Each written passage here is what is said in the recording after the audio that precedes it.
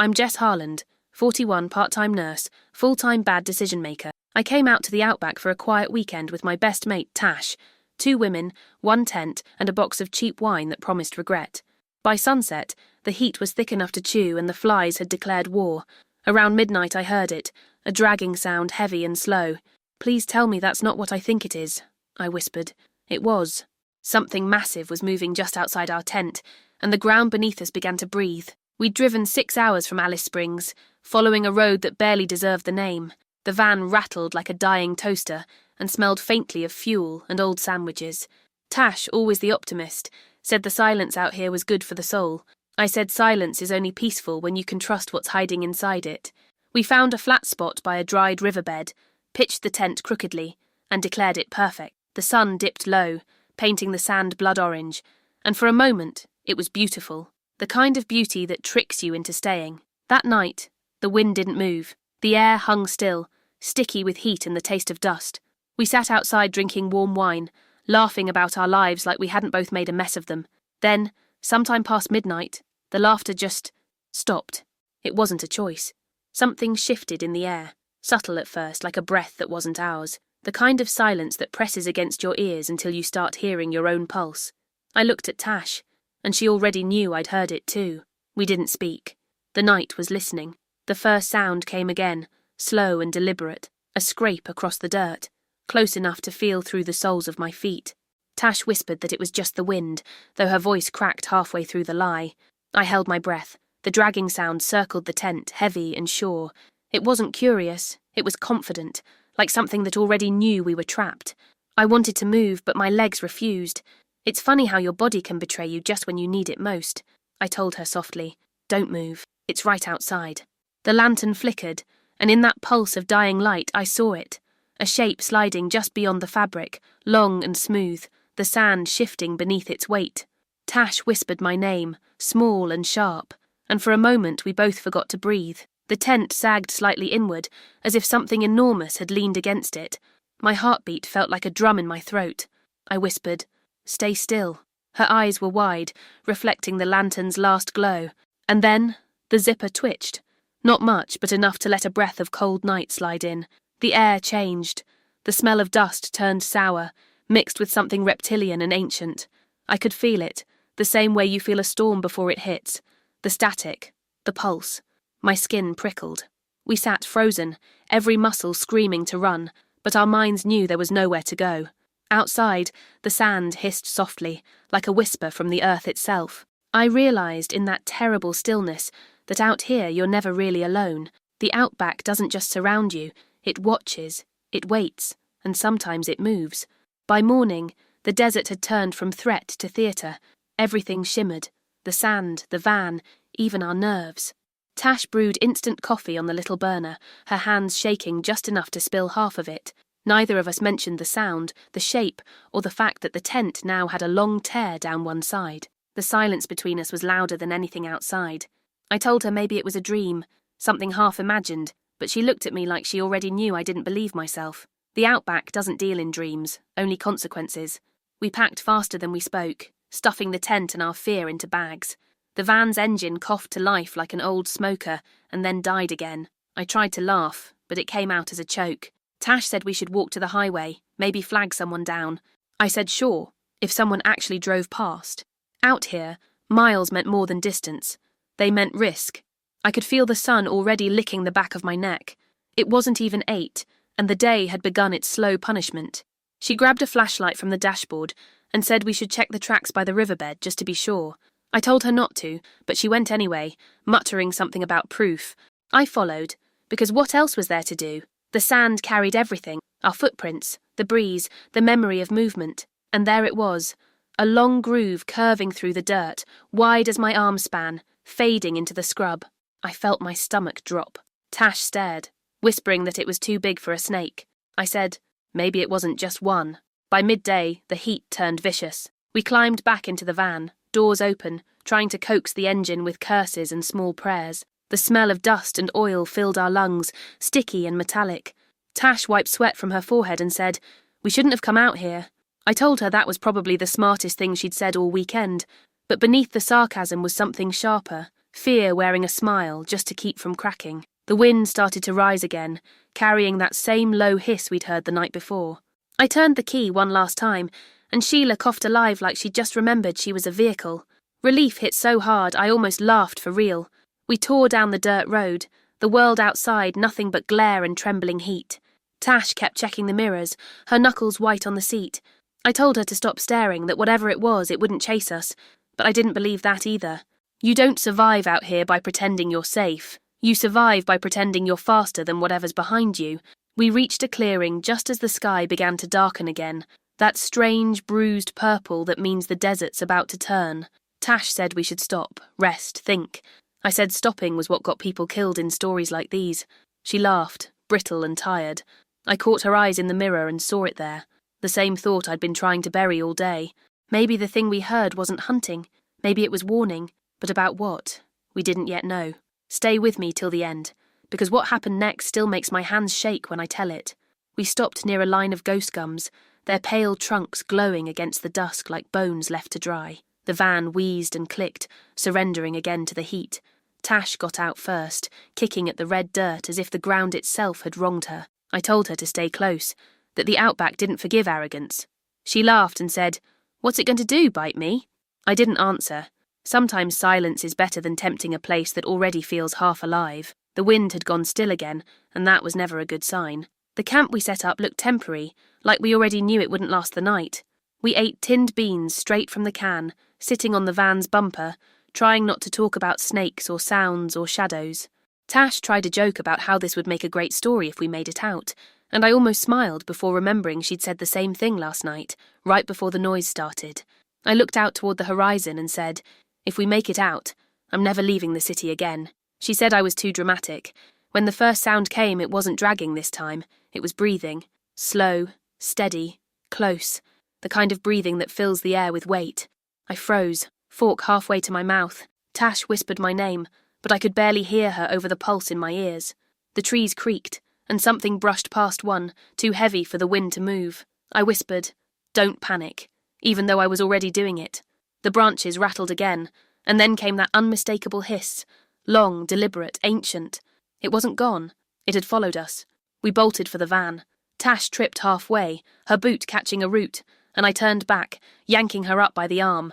The sound of scales on bark filled the night, rhythmic and confident. It knew we were running. I could see a ripple in the grass behind us, long and sinuous, moving faster than I thought possible. She screamed something I didn't catch. I shoved her through the door, slammed it shut, and hit the locks. My chest heaved as I stared out the window, waiting to see if the shape would appear. It didn't, at least not yet. Minutes dragged like hours. The van felt too small, too fragile. Tash sat shaking, muttering that this was insane, that snakes don't follow people. I said maybe normal ones don't. She shot me a look, half fury, half fear. The glass trembled suddenly, just once, like a tap, then again, harder. The side mirror tilted slightly, as though something massive had brushed against it. I said quietly, "Don't move, don't breathe." The tapping stopped. The night returned to silence, but it wasn't the good kind. It was waiting again, always waiting. Tash whispered that she couldn't take it, that we had to drive, had to move. I told her the road ahead would eat us alive in the dark, that whatever this was wanted us out there, not in here. She covered her ears, shaking her head, whispering that she could still hear it breathing. I reached for the ignition, hand trembling, not sure what I feared more, staying or going. If you've ever been alone in the Outback at night, you'll know this. It doesn't need to chase you. It just waits for you to make a mistake. The engine coughed to life again, like it was waking from a nightmare of its own. I slammed the gear into drive, and the van lurched forward through the red dust. The headlights carved two pale tunnels in the dark, catching trees that looked like twisted arms reaching out to pull us back. Tash kept her eyes shut, whispering something that might have been a prayer or a curse. I wanted to tell her everything was fine, but lying in the Outback is like whistling in a graveyard, pointless and loud. I just gripped the wheel and drove into the black. The road was nothing more than a suggestion now, half swallowed by sand. The headlights flickered with every bump, turning the night into a slideshow of fear. I kept glancing in the mirror, expecting to see that shadow sliding behind us. But the only thing there was the red dust rising, glowing faintly like embers. I thought maybe we'd lost it. Maybe the Outback had decided we weren't worth the effort. Then, in the distance, something flashed.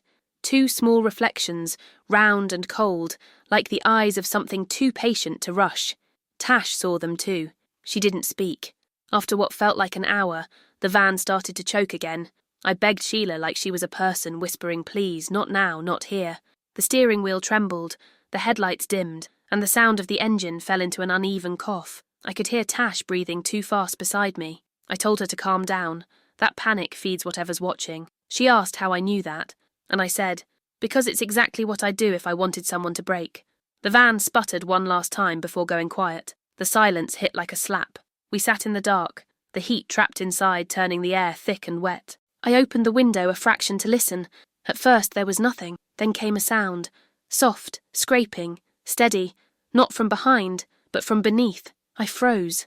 Tash whispered, "What is that?" And I said, "Don't talk." The sound grew louder, circling beneath the van like something tasting the metal. The suspension creaked, a slow shift of weight pressing from below. I whispered, "It's under us."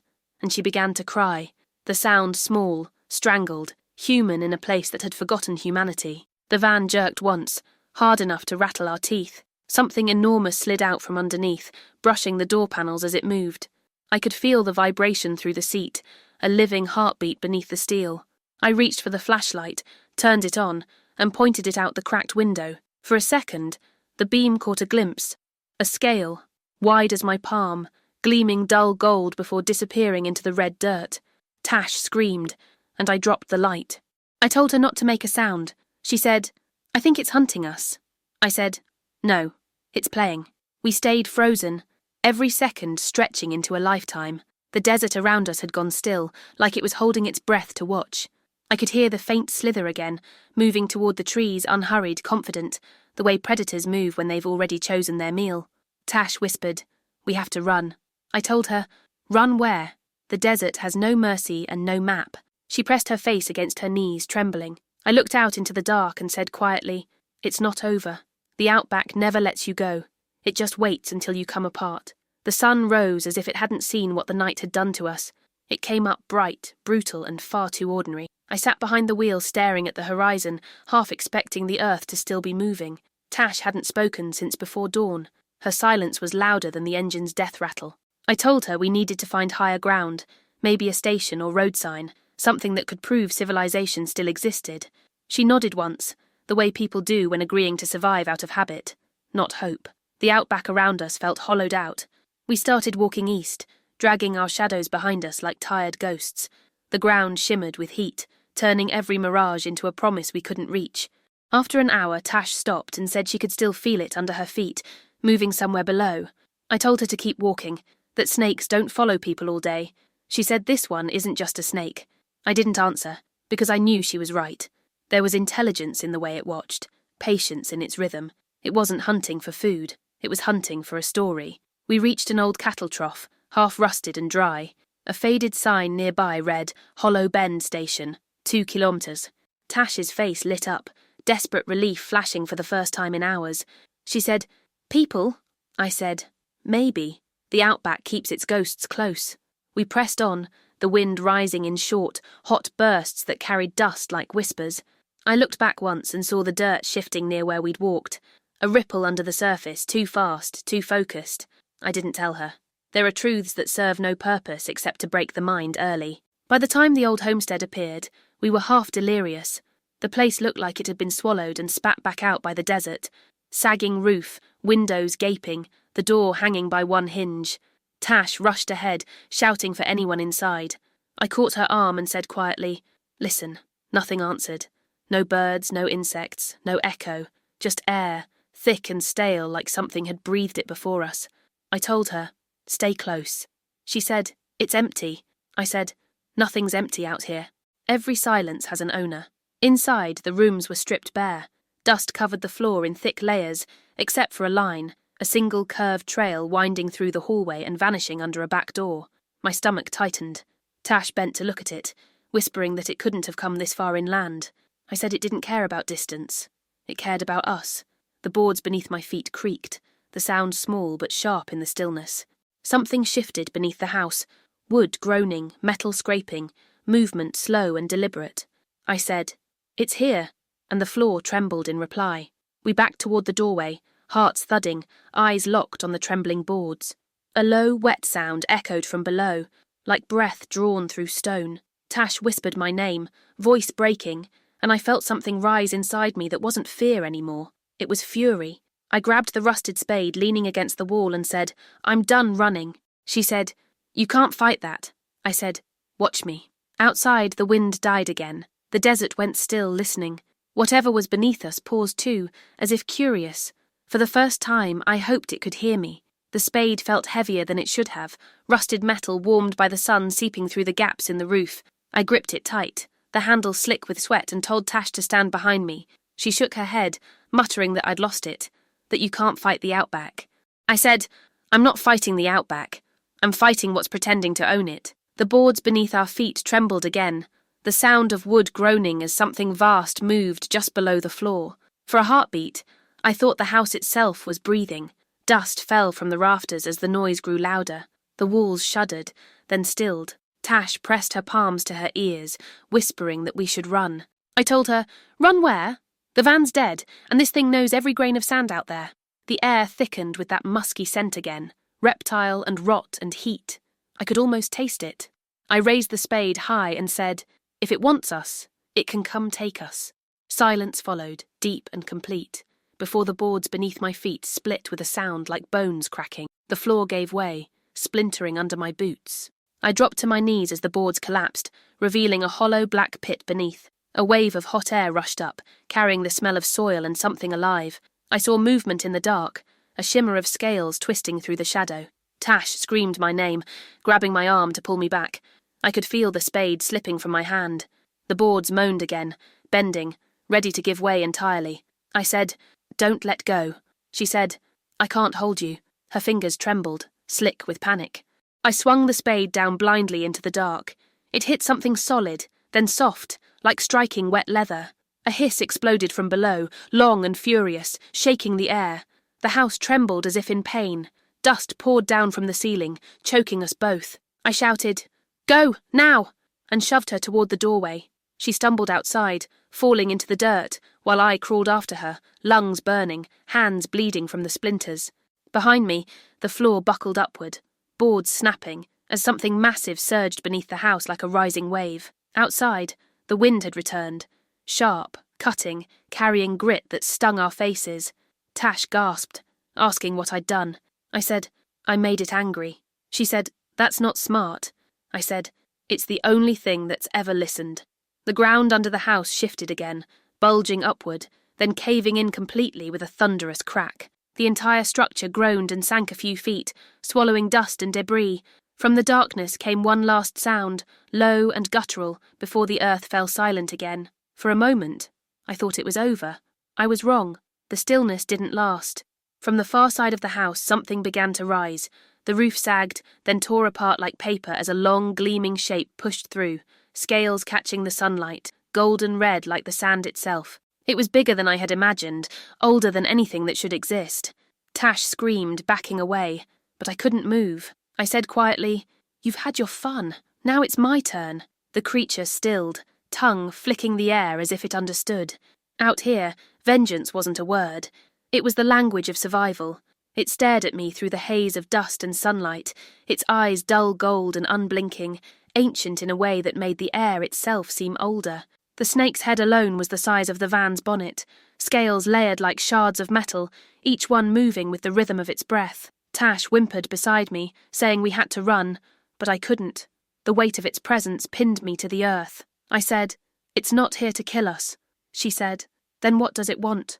I whispered, "To remind us who owns this place." The creature shifted, its muscles rippling beneath its scales with a sound like sliding gravel.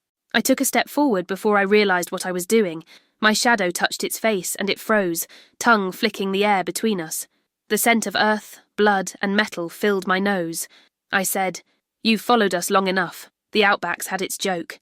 It's over." Its head tilted, slow and deliberate, as if amused. For a second I thought I heard something, a sound like laughter buried beneath the wind. I raised the spade higher, knowing full well it wouldn't matter. Tash pulled at my arm, her voice cracking as she said we needed to hide. I told her there was no hiding from something that big, that patient. She said, "Then what are you going to do, talk to it?" I said, maybe. Sometimes talking's the only way left to fight. The ground trembled as it moved closer, coiling halfway around the collapsed house. Its scales scraped against the wood, splitting it apart like kindling. The air vibrated with every exhale, deep and resonant. I could feel the sound in my bones. I said, "You came here for a reason." So did I. It struck faster than I thought possible, a blur of red and dust.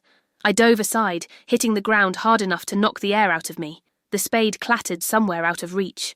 Tash screamed my name, but all I could see was a wall of scales gliding past, the ground quivering under its weight. I scrambled backward, hands raw, trying to reach the tool. The snake turned again, its head rising above the wreckage, eyes narrowing like it had finally decided to stop toying with me. For the first time, I wasn't afraid. I was furious. I grabbed the spade and ran straight toward it. The world shrank to noise and heartbeat. It lunged, jaws snapping shut inches from my legs. I swung with everything I had, metal meeting flesh with a hollow crack. The beast recoiled, twisting violently, sending up a storm of dust that swallowed us whole. I swung again, screaming something I didn't recognize as words. It struck back, tail whipping the air, slamming into the van and crushing the side door like paper. The force threw me backward into the dirt. I heard Tash shouting, but her voice was fading. The snake reared up one final time, its shadow stretching across the red ground. I lay there, staring up at it, tasting iron on my tongue. I said, "You should have stayed in the dark." The spade was still in my hand, its edge broken, useless. The creature hesitated, its tongue flicking, as if weighing whether I was worth the effort. Then, slowly it turned away, gliding back into the desert like a nightmare retreating into the mind that birthed it. I watched until the horizon swallowed it. The silence that followed wasn't peace. It was debt, and I knew it would come collecting again.